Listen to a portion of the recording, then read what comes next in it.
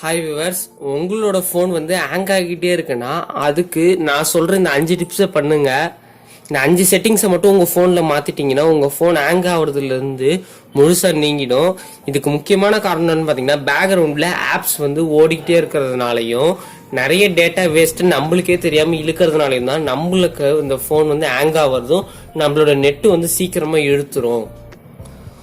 எப்பயுமே நீங்க முதல்ல பண்ண வேண்டியது, நீங்க எல்லா ஆப்பையும் பார்த்து முடிச்சிட்டீங்க, போனுக்கு ஆஃப் பண்ணி வைக்க போறீங்கன்னா இந்த இடத்த கிளியர் பண்ணி ரீசெண்ட் ஆப்ஸ்னு ஒன்று இருக்கும்ல, அதை வந்து எப்பயுமே கிளியர் பண்ணிடுங்க.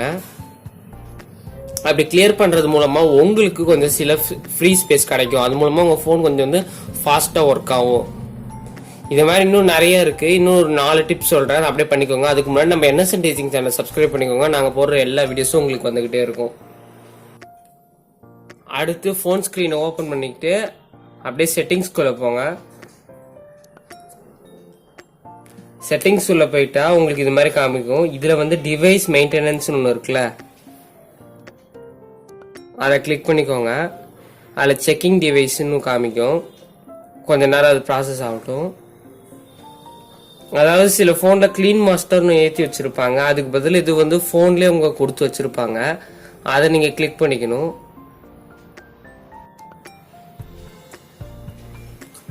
ஒரு நாளைக்கு இது நீங்கள் ஒரு வாட்டி டச் பண்ணிங்கன்னா தான் உங்கள் ஃபோன் வந்து ஹேங் ஆகாமல் இருக்கும்.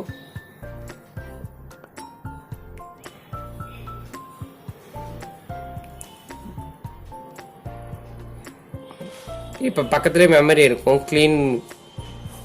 அதே மாதிரி நீங்கள் நிறைய ஃபோட்டோஸ் வீடியோஸ்லாம் ஏற்றி வைக்காதீங்க. முடிஞ்ச வரைக்கும் கொஞ்சம் கொஞ்சமாகவே ஏற்றி வச்சுக்கோங்க. நீங்கள் நிறைய ஏற்றி வைக்க தான் உங்களோட சிஸ்டமில், அதாவது உங்கள் ஃபோன் ஸ்டோரேஜ் வந்து சீக்கிரமாக ஃபுல்லாகிடும். மெமரி கார்டு இருந்து நம்ம ஸ்டோர் பண்ணுறது வர, மெமரி கார்டே இல்லாமல் வெறும் இன்டர்னலில் வச்சு பண்ணுறோம்ல, இன்டர்னல் ஸ்டோரேஜை வச்சு, அப்படி பண்ணுறது ரொம்ப தப்பு. நெக்ஸ்ட் இப்போ அபவுட் ஃபோன் போய்க்கோங்க. இப்போ நம்ம சொல்கிறது 3வது இன்ஃபர்மேஷன்.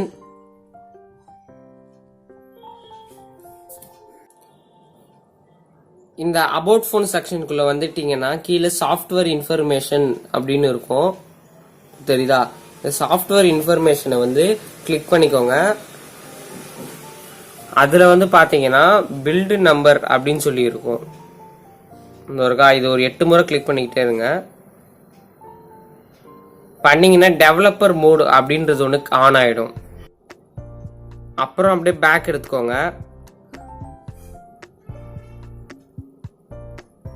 பேக் வந்தீங்கன்னா அப்படியே இங்கே வந்து பார்த்தீங்கன்னா டெவலப்பர் ஆப்ஷன் சொல்லியிருக்கா, டெவலப்பர் ஆப்ஷனை கிளிக் பண்ணிக்கோங்க. அதுலேயும் அப்படியே ஸ்க்ரோல் பண்ணிட்டே வாங்க.